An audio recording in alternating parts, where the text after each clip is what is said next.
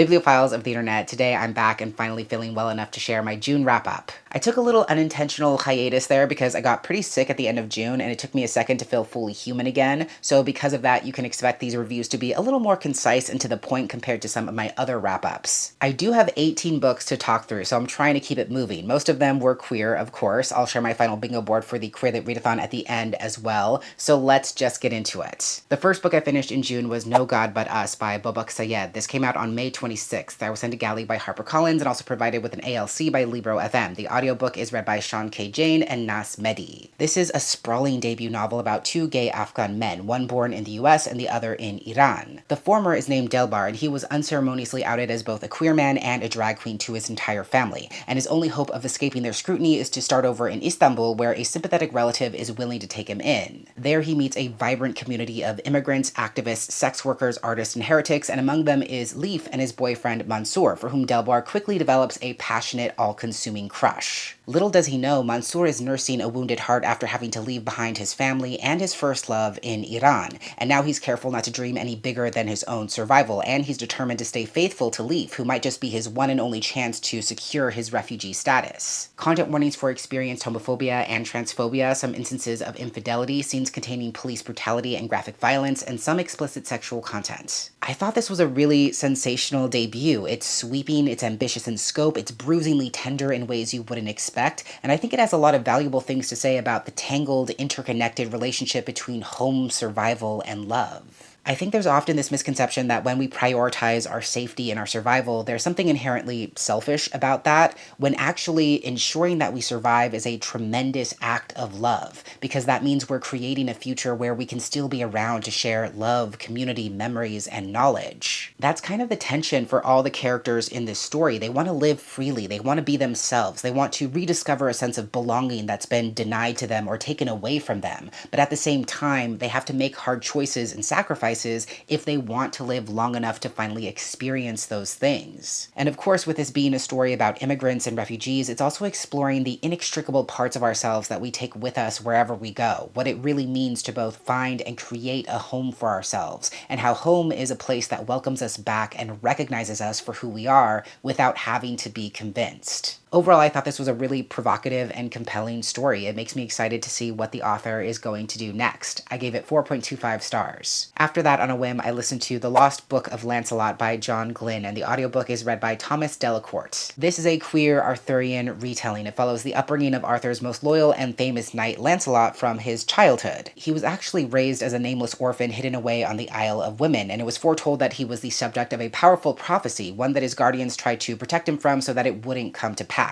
But his one dream was to become a knight, so he begins training with another knight who he ends up falling in love with. But despite how passionately they feel for each other, they will both have their own roles to play in the wizard Merlin's grand prophecies, which could very well reshape medieval England for good. Content warnings for allusions to suicidal thoughts and suicide attempts, some descriptions of depressive episodes, explorations of death and grief, and some fade to black sexual content. Arthurian legend is one of my buzzwords, one of my lifelong hyperfixations, so it didn't take much to sell me on a queer retelling of Lancelot's origin story, and overall I really respect how this book is recontextualizing those familiar myths and legends. What I appreciate about this retelling is that it touches on those familiar foundational elements of King Arthur's court and the Knights of the Round Table, but at the same time it doesn't feel beholden to the Arthurian canon. It's able to uncover hidden nuances and go to completely new places. There's something about this, at least to me, that feels reminiscent of the Song of Achilles. I'm not saying the two books are on the same level or even trying to accomplish the same things, but I see a lot of Madeline Miller's Patroclus and John Glynn's Lancelot. They're both timid, unsure, and self-effacing. They severely doubt themselves and their abilities while also holding their heroes in very high esteem.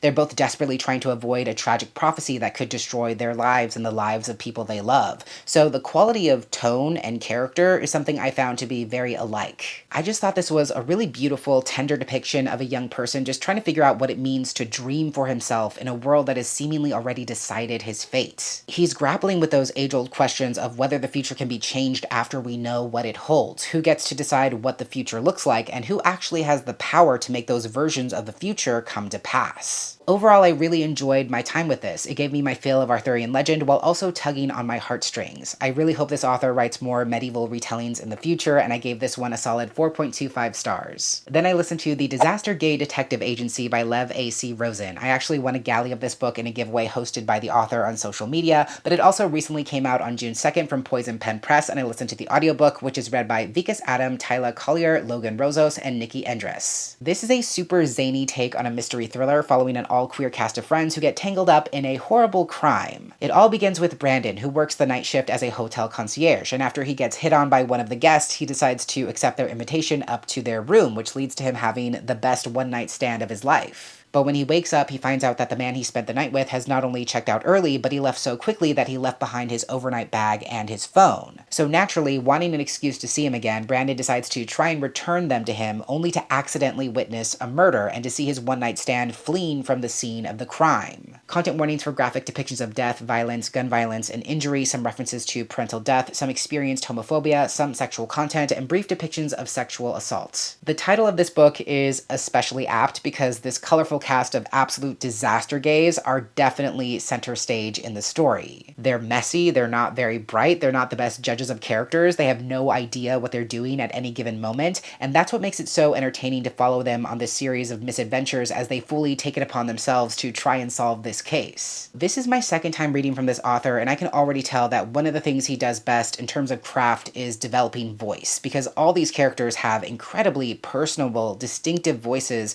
that not only make them stand out, but also make them really fun to read. They all have their own ideas, their own agendas, their own personal stake in what's going on, and there's no shortage of magnetism as you go from one POV to another. I will say, if you like your crime fiction to be dosed with a side of realism and spearheaded by clear-minded characters, this may not be the book for you. But personally, I signed up for disaster gays, and these gays are spectacularly disastrous. I also found the underlying crime plot to be a strangely appropriate metaphor for what it means to be a queer person just trying to live your life in a world that's constantly on fire and constantly threatening to collapse on you from all sides. If trying to get a hot guy to text you back while trying to hold your college friend group together, make rent, not get fired from a job you don't even like, and not get yourself brutally killed by complete strangers isn't a metaphor for what it means to be a queer person living in the world today, then frankly, I don't know what is. I also want to say that this book is doing some interesting things structurally. They don't always work, but they are still interesting. Specifically, the story employs this element of repetition where we get to see the same scene over and over from different angles, which is a really cool concept. It does get a bit tiresome and overbearing towards the end especially, but I still think it's an interesting narrative technique. Honestly, I would happily read an entire series of this disaster friend group solving mysteries, but we'll have to see if there's more to come. In the meantime, I gave this book 4 stars. Then for my library, I picked up a graphic novel called Forgive Me Not by Mari Costa. This is a queer enemies to lovers romantic fantasy story about a princess named Aisling who learns right before her 18th birthday that she was never actually a princess because she's been a fae changeling this entire time. The king and queen's biological daughter, known as Forgive Me Not, has lived her entire life in the realm of fairy, but when she breaks into Aisling's room on the eve of their 18th birthday, planning to finally exact revenge on the person who stole her life, the two of them end up embarking on a long journey through the fae realm in order to try and fix this mistake. Content warnings for graphic depictions of injury and violence, some instances of kidnapping, explorations of emotional abuse and child abuse, and allusions to indentured servitude and imprisonment. This was a really fun and immersive reading experience. Visually, I love the whimsical and magical nature of the art style. I love the way this artist was able to imagine and capture this expansive fantasy world with all its different realms. It feels like a fully realized fantasy world, and that's what makes it so much fun to follow these characters as they journey through all those different parts. I also really adored the slow burn romance developing between Aisling and Forgive Me Not. They truly do start off as enemies, as two people who can't see why the other person is the way they are and who feel like the other person has taken something fundamental away from them. So as they're thrown together on this adventure, it's really satisfying to see them gradually working through those things. Thematically, I feel like at the end of the day, this story is extolling the importance of agency and the importance of being able to choose for ourselves, regardless of whether the choices we make are good ones or bad ones. Even if we choose wrong or make mistakes, mistakes, those are still choices that we get to make. That's where a lot of the tension lies between these characters, because obviously when they were both still infants, someone else made a huge choice about how their lives would unfold by switching their places. And even now, as young adults, they both struggle to surrender what little control they have. They don't feel like the people in their lives trust them to make their own choices, and they both have to work on not overstepping each other's boundaries just because they're convinced that they're doing what's right. So I appreciate how all of that is explored in the story and grappled with as that dynamic between them continues to evolve. I found the romance to be endearing and the fantastical elements to be well thought out and beautifully depicted. I would absolutely read more from this author in the future, and in the end I gave this 4.5 stars. I'm pretty sure I saw Johnny raving about this next book, and I take all of Johnny's recommendations very seriously, which is why I immediately went to my library and checked out The Sons of El Rey by Alex Espinosa. I listened to the audiobook, which is read by Gisela Chipe, Tony Chirodes, Lee Osorio, and Andre Santana. This is a multi-generational epic spanning from 1960s Mexico City to contemporary Los Angeles. It begins with Ernesto and Elena, who are making a life for themselves in Mexico City, until one day Ernesto is discovered by a lucha libre trainer who introduces him to a world of stardom and fame. But when the story starts, we're actually following his son Freddy and his grandson Julian, who are both contending with the fact that the once great Ernesto is now coming up on the end of his life,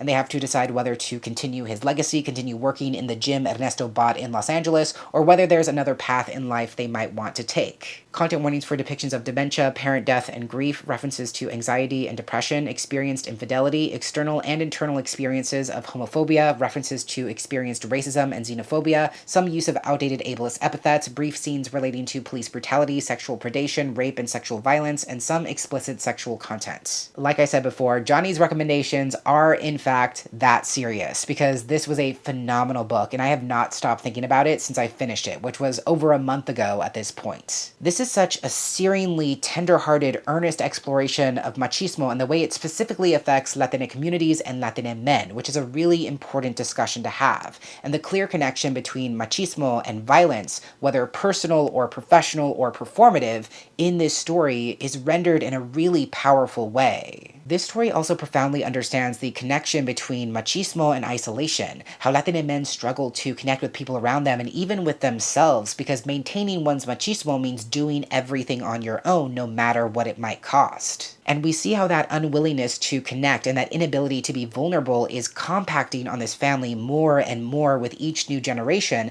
until these characters are living in completely disparate realities. But at the same time, there are some really powerful parallels between these different generations, especially when it comes to the exploitation of brown bodies for entertainment or pleasure or monetary gain. Even though these different generations of men live very different lives, they're all having to navigate those issues. And thematically, I just really appreciate what this story has to say about how the ability to fight for yourself is important in its own way, but it can't be the only way that we show strength, because at what point are we just fighting everything and everyone in our path? We have to be able to discern what's worth fighting for, who is worth fighting for, and how to recognize when the thing we're fighting is actually just ourselves. Trust me, I know I'm not even beginning to do this book any kind of justice. My one slight critique is that there's only one female POV in the story, Elena, who I wish would have been more prominent and much more dynamic. But that's a very small note. I still highly recommend this, and I gave it 4.5 stars. That kind of sent me off on a queer sports kick, which is why I then picked up The Open Era by Edward Schmidt. I was kindly sent a finished copy from Berkeley, and this one recently came out on June 2nd. This is an adult coming-of-age story with a strong romantic subplot. It's about a professional tennis player named Austin who just became the first openly gay male player to compete in a Grand Slam. He also has an anxiety disorder, and becoming one of the big headlines for this upcoming tournament is only making his anxiety worse. It gets to a point where he has a pretty bad anxiety spell during a public practice, almost blacking out, and much to his surprise, he's assisted by the very attractive, very talented ranked world number 2 player, Diego Cruz. Diego coming to Austin's rescue kind of becomes a viral moment online, and afterwards the two of them start hanging out together off the court and becoming fast friends. But their friendship, and not so subtle flirting, might only come back to bite Austin when the two of them inevitably have to face off on the court. Content warnings for references to parent death and grief, experienced homophobia and use of homophobic slurs, depictions of online harassment including hate comments and displays of bigotry, brief references to off-page pet death, some descriptions of anxiety and anxiety attacks, and some explicit sexual content. First, let me quickly say that through no fault of the author, this book is actively being mismarketed as a romance. It's pitched as a romance, the official Dust Jacket copy and author blurb blurbs refer to it as a romance, but romance is a genre that has very specific parameters, and I'm here to tell you that by those established genre standards, this categorically does not qualify as a capital R romance. With that said, it's still an incredibly worthwhile book. It does have a prominent romantic subplot in the background, which is very endearing to read, but also very much not the actual focal point of the story, and that's okay. What I really appreciate about this book is its incredibly nuanced exploration of mental health and what it's like for professional athletes to navigate mental health on top of physical wellness, training, media attention, public scrutiny, and so many other things. This is much more of a coming into one's own story as opposed to a romance. The focus is very much on how Austin is dealing with or not dealing with his anxiety, how this confusing relationship with Diego is impacting his anxiety and his mental game,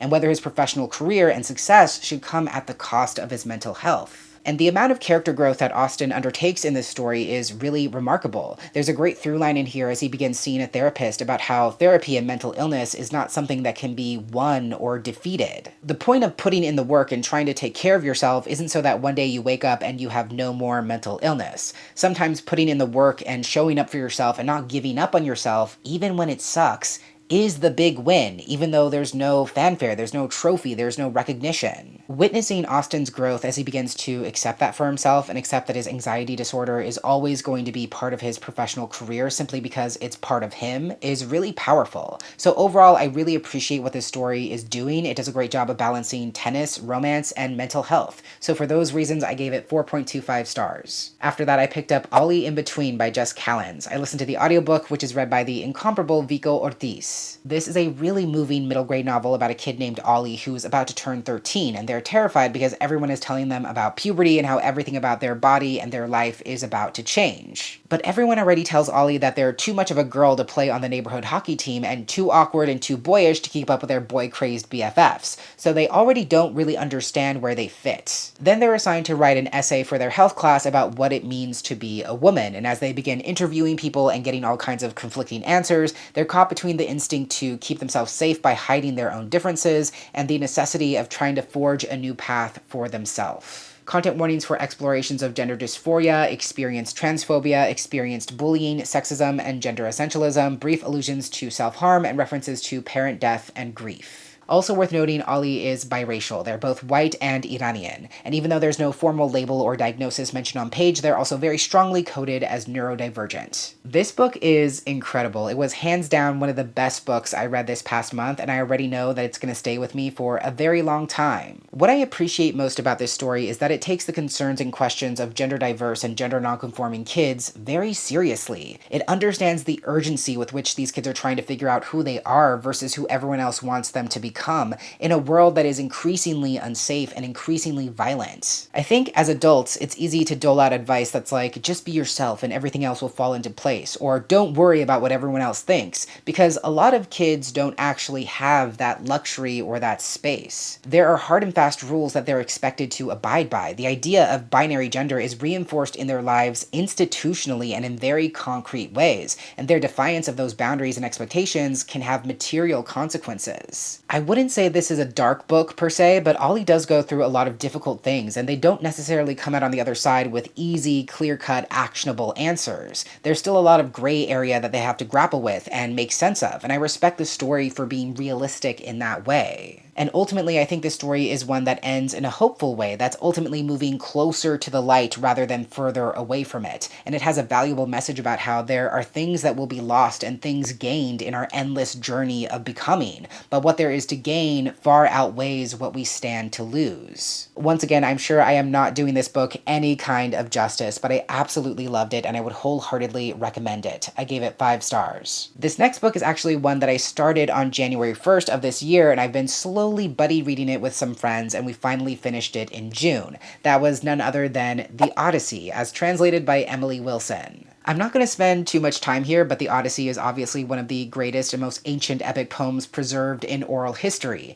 It follows Odysseus, one of the legendary heroes of the Trojan War, and after the war ended, he was determined to return home to his wife and son. But unfortunately, he would be delayed by decades as he and his crew faced a series of misadventures, and the Odyssey tells the story of his epic journey back to Ithaca. Again, I'm not going to spend too much time here because I didn't set out to reread this poem with the intention of reviewing it. I wanted a refresher before the Christopher Nolan adaptation comes out later this month, and also just for the experience, to read it with friends who geek out over mythology as much as I do, as opposed to for academic purposes. I really enjoyed the process of slow reading this, taking my time to work through this translation book by book, week by week, and really being able to appreciate the translation choices and how those choices make this edition unique. I will say this is one of my favorite translations of the Odyssey that I've read. I would highly recommend it, whether it's your first time or your 10th time reading this epic poem. This is the first widely published, widely accepted translation done by a woman, and I think she's also just an incredibly astute and thoughtful translator who's incredibly deliberate in her choices. What's also great about this edition is that it comes with a very in-depth introduction that explains how Emily Wilson not only committed herself to matching the exact same number of syllables for each line in her translation, but also why she decided to use more quote-unquote common language in order for the poem to be received in the same way it would have been received by ancient Greek audiences. It's a really fascinating and informative introduction, and there's also a lot of really great back matter in this edition, like summaries for each book in the poem, along with in-depth translation notes for each of those books. So there's a lot of context for what Emily Wilson is doing with her translation, and there's a lot of accessible ways that you can go beyond the text. Again, because I didn't explicitly set out to review this book, I'm not going to give it a star rating, but I think you can tell that I very much enjoyed my reading experience with this translation, and I would absolutely recommend it and recommend this edition to anyone who asks. On a very different note, the next book I finished was The House of Now and Then by Edward Underhill. I was gifted a finished copy by Avon Books, and this one came out on May 19th. This is an adult romance with a touch of magic or surrealism. It follows a trans man named Harlow who's not only having to accept that any future he might have had in academia is well and truly over, but he's also having to navigate a recent breakup with his long-term boyfriend, Jackson. Desperate to escape the life they once shared together, Harlow decides that renting a cheap summer cottage far away in Cape Cod is the best thing he can possibly do.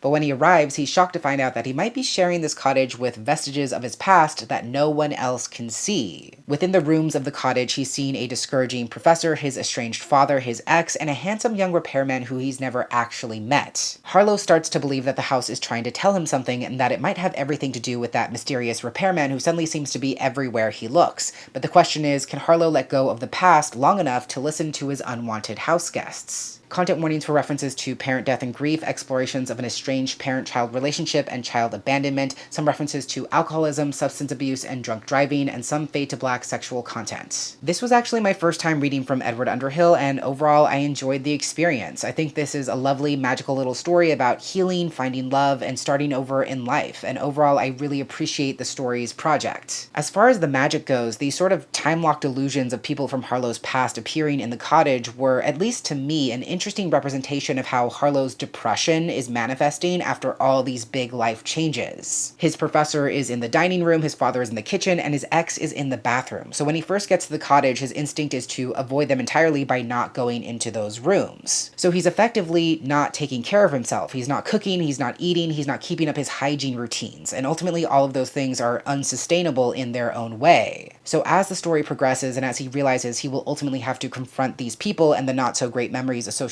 with them, he's also fighting for his right to exist in those rooms, in those spaces, and ultimately in the context of his own past, from which he might have unintentionally erased himself. So there's a lot of growth and healing happening in this story, which I can really respect. What kind of lost me in the end is that all of this magic and all of this revisiting the past is meant to remind Harlow that he is an adult with agency and desires and dreams, and it's important for him to be an active participant in his own life and choose where he wants to go in life instead of waiting to let life happen to him. And while I do believe that he's had that revelation by the end, I don't believe that he's embodying that change and taking those transformative actions. The story ends in a way where a lot of pieces magically resolve themselves and Harlow is presented with a convenient setup for his next steps, which ultimately makes it feel like he's once again letting life happen to him without actually making any active choices. So that kind of undermined what the story was doing thematically, at least for me, so because of that I gave this 3.75 stars. You're going to see a theme slowly developing here because the next book I listened to was 30 Love by Tom Vellner. The audiobook is read by Mark Sanderlin. This is a queer tennis romance about an American tennis superstar named Leo Chambers, whose goal is to win the US Open by the age of 30. 30, but even though he's less than a year away from that milestone birthday, he just can't seem to find his focus. He's struggling to keep the secret of his gay identity, he's clashing more and more with his coach who happens to be his dad, and he still can't figure out how to beat Gabe Montoya, his longtime nemesis. Leo is determined to find his stride and not get waylaid by any more distractions, but when Gabe makes a shocking public announcement, it definitely throws Leo off his game in more ways than one. Content warnings for experienced homophobia and public outing, depictions of a parent with chronic illness, specifically MS, some depictions of injury and medical content, explorations of toxic relationships, and some sexual content. I found this to be a very fun, entertaining, thoughtful tennis romance. I think the story embodies an actual rivals to lovers dynamic where the characters don't just resent each other for being talented and hot at the same time, which is the case with so many rivals to lovers sports romances. There's genuine animosity and resentment brewing between these two characters when the story starts. They both write off one another without caring to see the full context of the other person's life or circumstances. And to me, that makes the romantic arc that much more interesting because then we get to see how the characters are navigating those feelings of resentment and hostility while also having to reconcile the truth of the other person with their own assumptions. I also appreciate that there's more inner conflict in this story than just the rivals to lovers romance. Both characters have their own problems outside of their sexuality and outside of the potentially tumultuous romance blooming between them, which I think makes the story feel more grounded in a sense. There's also a lot of care put into how Leo's dad's MS diagnosis is handled in the story. I don't think it's there to make either Leo or his dad seem pitiful or sympathetic in any way, but rather it further complicates Leo's inability to establish boundaries between his family life and his professional life. Leo struggling with the blurring of those lines is a big part of the story and a big part of his character growth, and his dad having to take a back seat makes the parallel between this budding romance that's happening at the same time as Leo is getting to experience a bit more freedom and experiment with his game in different ways that much more satisfying to read because the two plot lines really complement each other very well. I will say that for me, I don't think this particular story is offering anything new or fresh, which isn't inherently a problem because it's still a really delightful romance with a side of self-discovery, but I think its endgame is a bit cliche and it also goes to all the places you would expect. I wanted a bit more from it in that sense, but I would still give this a very strong 4.5 stars. This next book is the only non-queer book I read in June. That was Son of the Storm by Sui Davies Okumboa. I listened to the audiobook, which is read by Corey Jackson. This is the first book in an epic fantasy trilogy inspired by the pre-colonial empires of West Africa. It's set in the ancient city of Bassa, where a scholar known as Danzo is on the cusp of becoming a fully fledged novitiate, but he doesn't actually want that future for himself. He's much more interested in chasing forbidden stories about what lies outside the city walls. The Basai elite insists that nothing of import exists beyond Bassa, and the city's immigrants are also sworn to secrecy. But when Danzo stumbles upon a warrior who should not exist outside of myth, wielding a kind of magic that shouldn't exist outside of stories, he's put on a collision course with Bassa's darkest secrets. Content warnings for graphic depictions of violence, death, and injury, references to parent death and grief, experienced xenophobia, racism, colorism, and classism, some depictions of pregnancy and miscarriage, references to genocide and colonial violence, and some sexual content. I thought this was a really solid first installment in what could be a very strong fantasy series. There's a lot of really quality, complex world building taking place in this first book, and I think it lays down a very promising foundation for the next two books. Where this story really shines is in its anti-colonial commentary, and how it's exploring the fact that liberation has never been something freely offered by the ruling classes, but rather something that's taken or reclaimed by force. I also appreciate how we get to read from so many different characters' points of view, characters who have wildly different experiences within this empire based on their vastly different statuses as citizens or non-citizens, and how they are treated very differently based on that status. So the characters all have incredibly different stakes when it comes to the continuation of this empire. Some of them need it to continue as it is in order to gain power. Some of them are trying to destroy it from within. Some want it to be changed but are forced to comply with its rules and its boundaries. So it's really fascinating to see how the different characters are making headway in all those strongly conflicting goals and where that puts them by the end. I also really appreciate what this story has to say about how truly freeing yourself from the colonizer is about so much more than just status or physical proximity or removing oneself from the source. Land is not the only thing that can be colonized. Our minds can be colonized too, and even when we distance ourselves from the colonizers, physically or metaphorically, we can still perpetuate those mindsets and those ideas. It was really interesting to see how the characters buck up against those complexities and those contradictions, and ultimately the story is able to execute that commentary while seamlessly weaving it into this fast-paced cat-and-mouse chase across a deeply fascinating fantasy landscape. Overall, I really enjoyed my time with this. Like I said, I think this first book is just acting as a broad-scale primer on this fantasy world so that the overarching story can really open up across the next 2 books. I look forward to seeing what happens next, and I gave this first book 4.25 stars. Then I picked up my galley of Perverts by Matt Crane. I was gifted a copy courtesy of the Dial Press, and it just recently came out on July 7th. This is the debut short story collection from Matt Crane, who is the author of I Keep My Exoskeletons to Myself and A Sharp Endless Need. It's an unapologetically weird, queer collection of stories described as a full frontal confrontation of the ways we perform desire and shame in a series of stories that are, quote,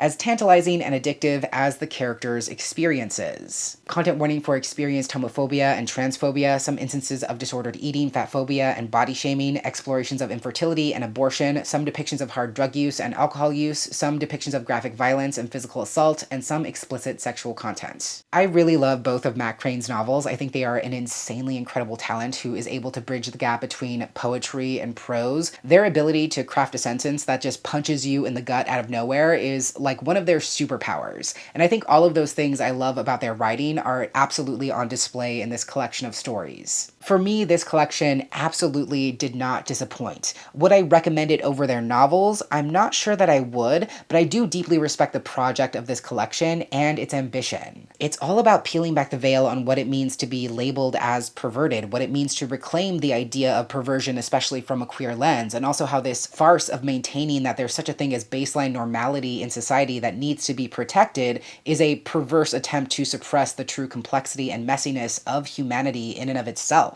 This collection really made me think about what it means to be a pervert or to be considered perverse. Obviously, that's a label that's all too often put on queer communities as a kind of moral judgment from on high, as a way to distinguish our community as being morally reprehensible when compared to those who are quote-unquote normal. But to be a pervert, I think, is actually a form of liberation because it means being brutally honest with yourself, not being afraid to put to words the non-normative things and experiences that you want and desire and long for. It means reveling and taking pleasure in the things that we are not allowed to want and saying, I want those things anyway, even if it makes me a freak. So I think that's really the through line in all these stories. They're about characters who dare to exist outside the norm, who welcome taboo or uncomfortable ideas or experiences with open arms, and who are navigating what it means to feel shame, whether they feel shame because that's a performance of what they think they're expected to feel, or because they truly believe that shame is an intrinsic part of themselves. As with any short story collection, there are going to be pieces that work better than others. I wouldn't say I was blown away by every single story this collection has to offer, but I was definitely engaged and compelled more often than not.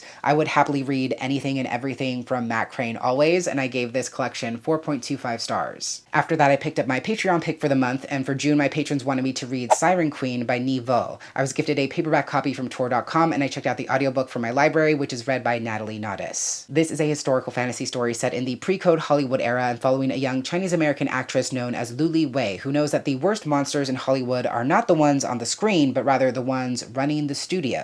She gets picked up at a very young age to work in Hollywood, and she knows that the studios want to own everything from her face to her name to the woman she loves, and they run on a system of bargains made in blood and ancient magic. So she is very aware that if she is to rise to fame, it will come at a very steep price, and she is willing to do whatever it takes, even if that means becoming a monster in the process. Content warnings for experienced racism, xenophobia, misogyny, and sexism, some instances of violence, allusions to sexual assault and sexual harassment, brief references to abortion, and some sexual content. Generally speaking, I'm a big fan of Niveau's work. Most of what I read from her are the novellas in the Singing Hill cycle, so this is one of her rare long-form works, and overall I really enjoyed the concept, the vibe, and the aesthetic. Above everything else, I think this story is a very strong commentary on the true costs of fame and success, especially when it comes to BIPOC individuals who are often expected to sacrifice twice as much just to get half the recognition offered to their peers. This story is very much about that double standard, showing how Luli is quite literally contending with monsters and having to embrace her own predetermined monstrosity in order to find some modicum of success. And I think the way that comes up for Luli in this story is incredibly visceral. Not only does she have to sacrifice her family, her culture, her name, and potentially the women she comes to love, but she's also having to contend with the fact that her success can only exist within predetermined boundaries, that there are only so many roles that Chinese American women are allowed to play, which forces her into a very small box. So it's satisfying to see the ways her ambition and her imagination far exceed the limits of that box that she's been forced into, and how she finds ways to force her way out, even if it comes at the cost cost of her own humanity in some ways. So I think the social commentary in the story is very strong, very clear, very satisfying to read. However, my one main hangup is that sometimes it feels like the story lacks focus, and it feels like the story is clear on the concept and the thematic work, but is otherwise somewhat directionless. So because the story meanders at times, I gave this 3.75 stars. You thought I was lying about that running theme, but the next book I finished after that was my e-galley of In Your Court by Kit Haley. This was originally supposed to be self-published in May, but I believe the release date has tentatively been pushed back to July 17th. This is another queer tennis romance. It's about an Australian player named Matteo, who's the first and only openly gay tennis pro. But even though he was slated for a very bright future, an unexpected car accident derailed his momentum, and now his star has fallen so far that it's hard for him to even qualify for tournaments. After an especially humiliating loss to his old rival, the American superstar Miles Callahan, he gets into a heated argument with Miles and challenges him to play Wimbledon on the same tight budget that Matteo has to, since he has no savings and no sponsors. He doesn't actually expect Miles to take him seriously, but much to his surprise, Miles shows up at Wimbledon by himself. No support team, no coaches, no fancy hotels or car services. But now the American needs a hitting partner and someone who can explain how meal planning and laundromats work. And suddenly what started off as a simple dare becomes a searing off-court fling that neither player is truly equipped to navigate. Content warnings for references to a past car accident and resulting injuries, some experienced homophobia, including use of homophobic slurs and the possibility of public outing, some references to online harassment and stalking, and explicit sexual content. Even though they were all very different and trying to accomplish very different things, this might have been my favorite queer tennis book I read this past month, especially just in terms of sheer joy acquired from the reading experience. There's definitely much more romance than tennis in this story, but honestly, I had no problem with that ratio. This book is so silly, so spicy, so hopelessly romantic, and it's just exactly what I needed to read at the time I picked it up. Even though it's described as a fast burn romance as opposed to a slow burn romance and has a very high heat level, which doesn't always work for me as a demisexual person, I actually never got tired of witnessing the characters share those intimate moments. It might sound weird to say, but each of those displays of intimacy felt not only distinctive from each other, so it never felt like we were getting the same kind of love scene twice, but there was also a sense of purposefulness with each of those interactions. Like, yes, they were spicy just for the sake of being spicy, which is valid in and of itself, but it was also interesting to see how the characters' mental states and mixed up emotions translated over into the ways they were exploring both physical and emotional intimacy in different ways. I just really love the connection between these two characters. They so clearly see each other's flaws and shortcomings and find ways to show up for each other and help each other address those things without having to be asked. And we see how those unspoken modes of connection can be both a good thing and a bad thing in some cases. I appreciate how much both characters grow through this relationship, and it's really lovely to see the shift as they realize the relationship between them is not a burden or something that complicates their professional lives, but rather something that makes sense if they decide to put it first. And once they do that, they have the ability to figure out everything else. As much as I enjoyed every single second I spent with these characters, I do think this book is overly long, which kind of messes with the pace. I do think it runs into that problem where it has to try and find a villain, which makes some scenes towards the end feel a little bit gratuitous and a tiny bit forced, but besides that, I really enjoyed my time with this, and I cannot wait for the next book in this companion series. I gave In Your Court 4.5 stars. Penultimately, because it was so short, I decided to dive into Muñeca by Cynthia Gomez. I was sent an e-galley by G.P. Putnam Sons, but it recently came out on June 2nd, and I listened to the audiobook, which is read by Elena Ray and Frankie Corzo. This is a sapphic Latina gothic horror story set in Oakland during the late 1960s and following a character named Natalia Fuentes, whose mother works at the estate of this wealthy Spanish family, and that's how she hears rumors that the young Spanish heiress living in the house, Violeta, has been left paralyzed by some kind of mysterious illness. But Natalia has actually been raised on witchcraft, and she suspects that this is not actually an illness, but rather the effects of a terrible curse. So she gains entry to the house by posing as one of Violeta's caretakers, and as she discovers ways to communicate with Violeta and the two of them begin working together to try and break the curse, Nati will not only have to work through her growing feelings for Violeta, but also finally face a few of her own ghosts in the process. Content warnings for depictions of confinement and paralysis, some graphic depictions of murder and blood, experience classism, racism, homophobia, and misogyny, and some explorations of parent death and grief. This was a really short book, so I don't have too much to say about it. I thought the haunting atmosphere of the story, paired with the creepy mysteriousness and uncertainty that comes with the use of dark magic, were really well done, and that's what kept me tuned in and turning the metaphorical pages, so to speak. I'm of two minds when it comes to the pace of the story. On the one hand, because it's such a short book, the story story wastes no time in establishing the action and the stakes. But at the same time, it still took a little bit of time for the story to really warm up and for me to understand what the story's endgame was. But once the ball really got rolling, it was hard to turn away from the story. There are a lot of really interesting thoughts here about the concepts of agency, control, and even possession, and it's really fascinating to see the back and forth interplay between all of those ideas. The story is asking what it truly means to be in possession of yourself and your full faculties, what it means to have power as opposed to borrowing it, and what choices we might make if we had the freedom to truly choose for ourselves. The use of magic in this story is obviously a metaphor for power, and I think it's really interesting how the story is playing with the idea that magic, like power, is a malleable force. It can be a force for good or it can be a force for evil depending on how we choose to wield it, how we're taught to wield it, and who is allowed to wield it in the end. So lots of worthwhile ideas here and a very compelling gothic setup to the story as well. I do think it's a bit too short to feel completely satisfying, but I would still give this a solid 4 stars. And as if all that wasn't enough, I decided to marathon through a short manga series to end the month. So I'm going to talk about the series all together. That was volumes 1 through 3 of I Wanna Be a Wall by Shirano Honami. This is a really endearing slice of life series that's basically a modern queer play on a marriage of convenience. We're following this newlywed couple who met at a matchmaking event and decided to marry each other when they both realized a romance between them would be virtually impossible. The husband is a gay man with a hopeless crush on his childhood best friend,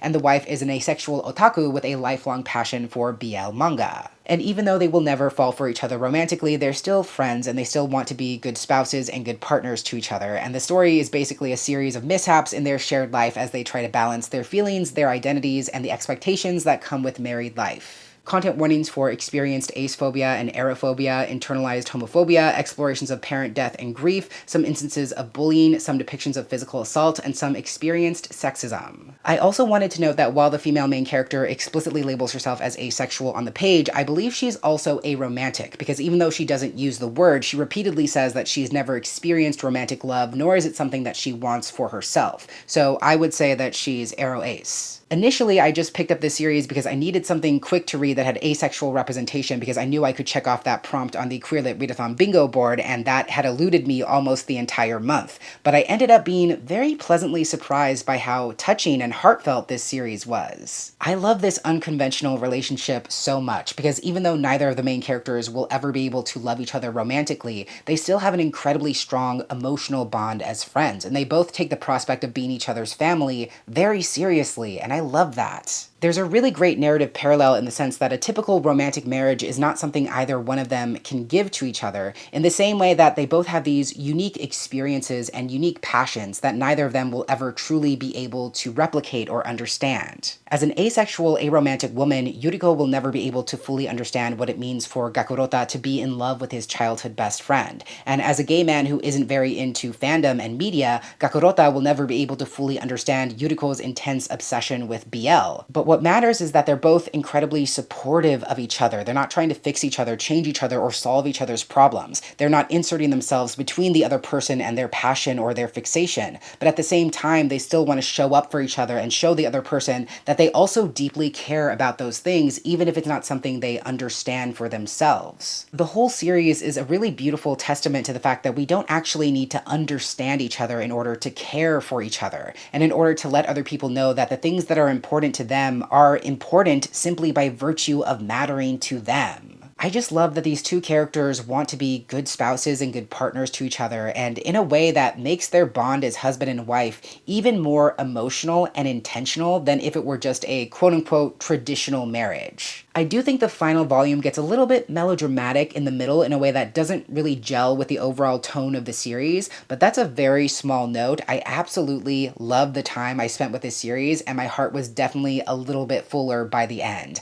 I gave volumes 1 and 2 4.5 stars, and volume 3 4.25 stars. Before I wrap up here, let's do a quick final overview of my bingo board for the Queer Lit Read-a-thon. To be clear, many of these titles could have fit more than one prompt, but in the end, I didn't need to double up on any of them, so you'll only see one title per prompt. Starting in the upper left-hand corner, I read I Wanna Be a Wall for the A-Spec prompt, the Sons of El Rey for the See Yourself prompt. Because it has the colors of the bi flag, I counted the open era for the rainbow cover prompt. I decided to make my free space short stories, so Perverts counted towards that. The Lost Book of Lancelot was my retelling. Forgive Me Not was shorter than a novel. 30 Love I counted towards the queer sports prompt. The Disaster Gay Detective Agency was my messy queers book. With the Arrow Ace rep, I Want to Be a Wall Volume 2 counted for Beyond LGBT. Since the monsters and creatures in it were more folkloric, I counted Siren Queen for the folklore space. No God But Us worked for the escape prompt. Muñeca was my choice for creepy queers. It's a little bit of a stretch, but I think both the English and the Romanji original title for I Want to Be a Wall work for alliteration, so I'm counting it and you cannot stop me. And of course, Ollie in between was my selection for the middle grade prompt. I believe in the end I made 6 full bingos. I made 2 horizontal bingos in the top row and third row. I got both diagonals, and I got 2 vertical bingos in the third and fourth columns. But Kathy and Rogan have always said that reading all the same colored prompts also counts as a bingo, so by that logic, I also read all of the yellow prompts and both dark blue prompts for 2 additional bingos. So there you have it. That is everything I somehow read in June. It was a great reading month, so I can't complain. But as always, if you read any of these books yourself, or if you plan to, I would love to hear your thoughts. Thank you so much for watching this very delayed, very lengthy wrap-up. I hope you enjoyed, and until next time, educate yourself, be kind to yourself, take care of yourself and others, and I will catch you on the flip side of the page.